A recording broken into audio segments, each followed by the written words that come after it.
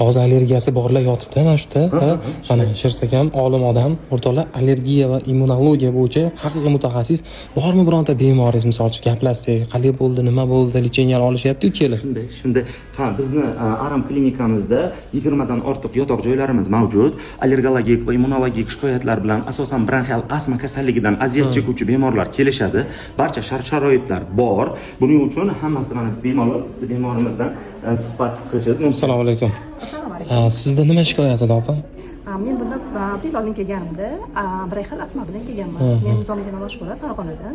Hozir menda hech qanday nafas qisishlari yo'q. Men juda ham yaxshiman.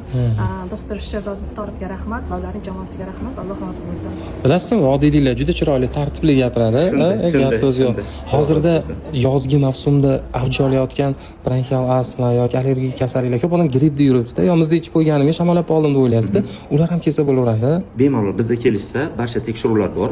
Ularda grippmi yoki bo'lmasam allergiyami, biz diagnozni to'g'ri qo'yamiz va tashxislaymiz va davo muolajalarini tuzib beramiz. Klinikada hamma narsa bor. Bor, barcha tekshiruvlar bor, infeksionist pediatrlarimiz bor, lor shifokorlarimiz bor.